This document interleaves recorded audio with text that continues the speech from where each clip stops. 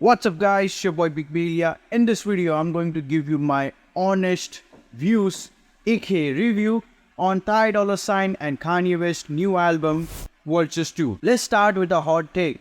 Kanye West cannot match Dolla ign's level. I'm strictly talking about rhythm and flow. Throughout this album, Dolla ign had a great grip on rhythm and flow. It wouldn't be exaggerating if I said Dolla ign saved this album. On the other hand, this album was a typical Kanye West album. It was all about himself. As a matter of fact, it wouldn't be wrong if I say Kanye West took this album a little too far personal.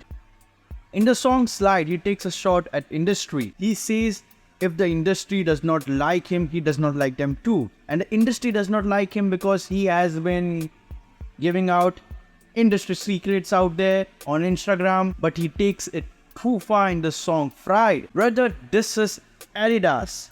And that is not the first time in this. I guess there is a CD out there on eBay which says FUCK Adidas. But putting it in the song makes it legit, makes it long living, and makes it eternal.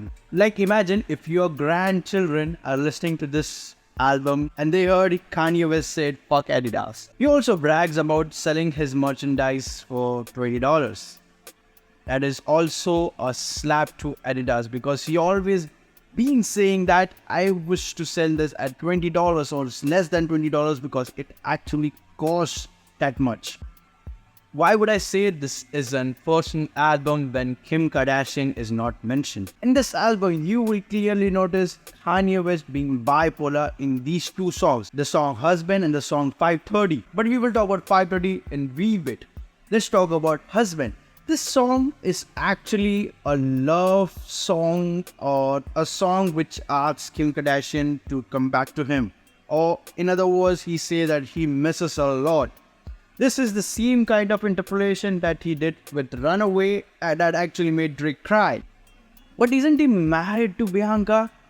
Yes, I'm going to talk about that in bit. But I'm gonna let you know that Bianca does not listen to Kanye West. She never listened to him back in the day. And in the song 530 later on this album, he goes crazy on Kim Kardashian. He says she's a demon. In other words, he's calling her a leech. By definition, a person who stuck to him for fame and money. When you recall RJ, Kim K and the tapes, you know she is all about fame and attention. And I don't think these allegations are new to anybody. Apart of calling Kim K a leech, this song gets more heartbreaking as it progresses. And some unfinished part of the song 530 actually makes me recollect the song 30 Hours.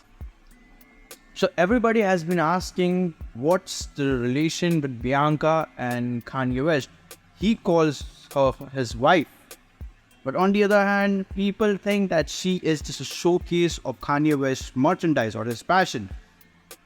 In the song Lifestyle, he kind of made it a little clear. He says that he gave Bianca the lifestyle she always wanted, the fame she always wanted. And he said nothing.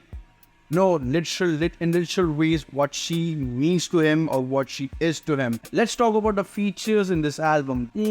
Among all of the above, Playboi Carti's feature was ass. I mean, he mumbles the whole verse. His bars were totally sexual and abruptly mentioned. There were no link between his first bar with the second bar. I'm not talking about the third or fourth bar. And furthermore, the bars weren't even multi-layered. How low can an artist debeat, my god? Well, on that note, I never liked Playboi Carti after Whole Lotta Red and Dilate. Well, I don't think there is a good feature in this whole album per se, but I think Kodak Black's verse stands out. Yeah, Black's verse was sexual, but it was funny, it was multi-layered, and that's what I actually look in a verse. Well, I believe no album is perfect, so there are negative takes on this album as well. And I am really pissed off with this song. The song name is Lifestyle, okay? And this was Lil Wayne and Kanye West in a song after 10 years, after a decade. And the sample used in the song literally fucked Lil Wayne's verse off. The fashion of the song was just like All Falls Down and Otis, but unlike those songs, the sample used in the song had a really high pitch. And that pitch coupled with Lil Wayne's auto-tune pitch which is high too. Production wise superimposed the wavelength of those two voices and the output came was totally shit. I do remember when I first heard this song in the listening party, I was very much excited, like Lil Wayne and Kanye West together. So in conclusion, melodically and rhythmically, Dolla ign's voice, rhythm and flow saved this album with Kanye's sincerity and trueness doped up with multi-layered bar like the KFC thighs bar saved this whole album. And ultimately, this is what I rate the songs in this album and this is what I rate the whole album. Well, if you like this video, make sure you give a thumbs up and subscribe to my channel for more such reviews. Until next time, peace.